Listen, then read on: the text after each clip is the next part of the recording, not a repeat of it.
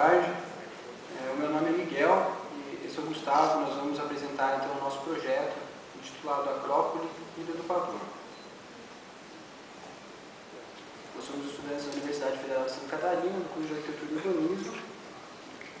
E assim como os demais grupos, então, nosso projeto se insere na Ilha do Pavão, na Grande Porto Alegre, no Parque Estadual Delta do Jacuí.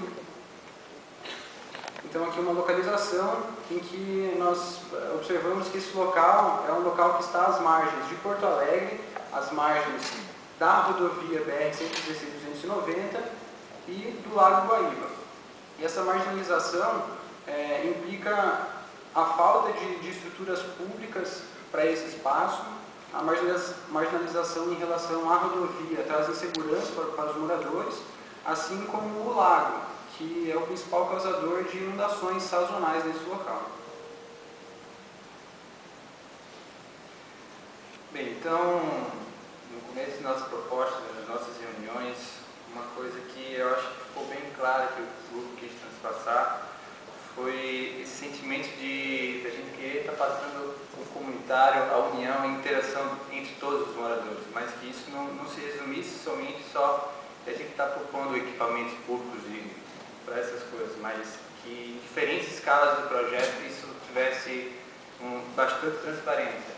Eu acho que talvez a gente pode resumir isso no nosso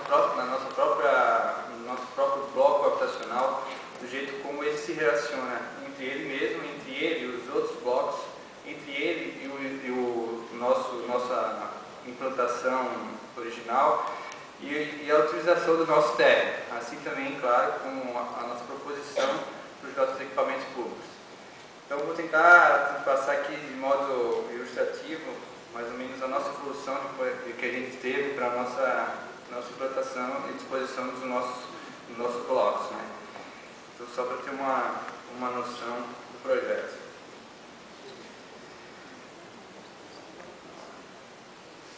Bem, então, depois de conversa, a gente chegando a mais ou menos uma metragem quadrada para nossas habitações, a gente chegou então a uma conclusão de estar utilizando 15 blocos habitacionais, cada bloco deles contendo 3 pavimentos, ou seja, cada bloco deles teria 12 habitações. Acrescentado a isso, 5 equipamentos públicos. Na figura a gente representa 4, mas um deles a gente utiliza o térreo e o primeiro pavimento como equipamentos diferentes. Então, desse modo, a gente traça uma linha hierárquica do nosso terreno, onde compreende a faixa principal dele, ou seja, o seu comprimento maior, e desse modo a gente já consegue estar dispondo nossos blocos habitacionais de modo periférico, deixando-os então de maneira de espectadores ativos para a vivência que a gente vai ter no nosso miolo central. Desse modo também posicionando todas elas para o norte, melhorando sua iluminação. Então, a partir daí, então, a gente cria eixos de entrada, eixos principais, que começa já a caracterizar mais o nosso espaço e a definir nossos novos ambientes.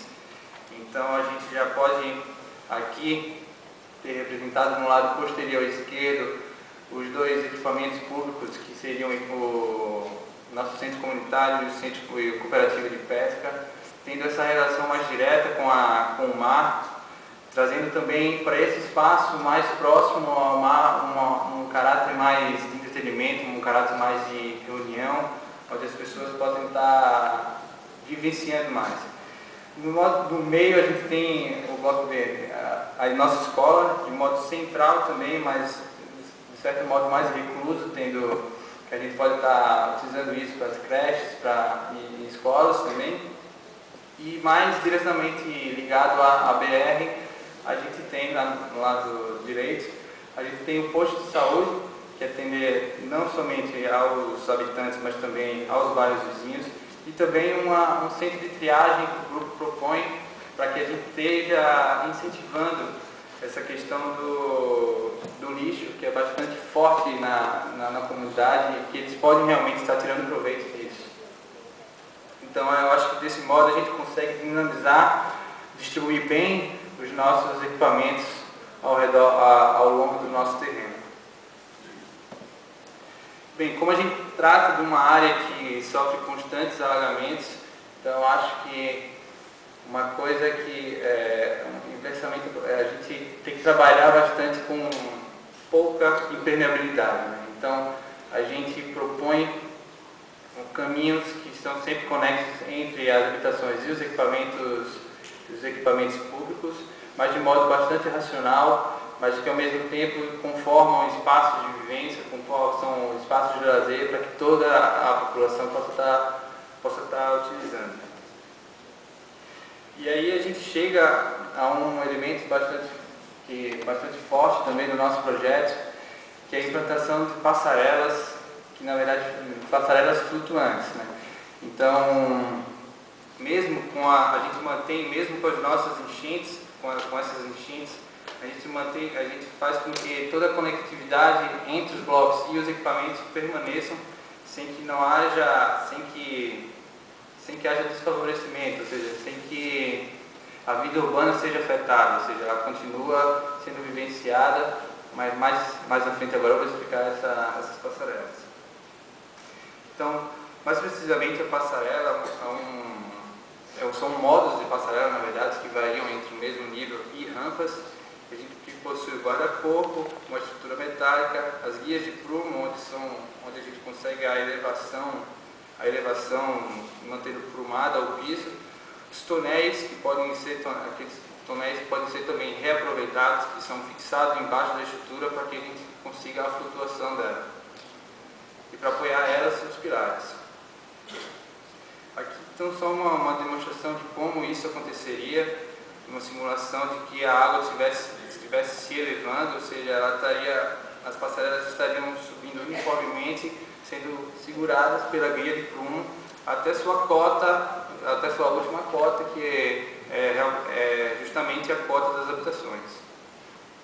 Aqui a gente consegue ter uma visão melhor de como seria a gente tem uma situação de um meio alagamento, não um alagamento na sua pior situação, mas dá para ver a interação que a gente tem entre a passarela e a relação direta que a gente tem com nossos blocos.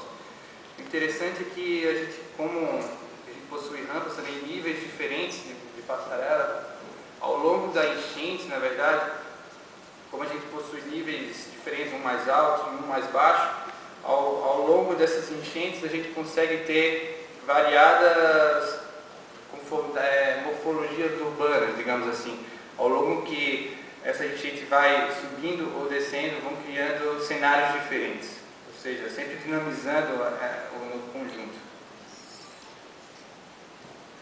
Então, a nossa estratégia para a composição morfológica das nossas unidades de vizinhança se baseia numa busca por uma interação maior entre os moradores e uma proposta que procura possibilitar uma maior densidade na habitação. Então, nós chegamos em uma solução que procura possibilitar essas duas situações. Para a gente aumentar ainda mais a interação entre os moradores, nós fizemos um movimento volumétrico que gera alguns estares e possibilita melhores na questão da ventilação também, e possibilita também a expansão das habitações, que podem ser utilizadas tanto como expansão do espaço de habitação, como também como um espaço comercial. E como a outra medida também em relação à inundação, nós elevamos todas essas unidades a uma cota de 5,38 metros.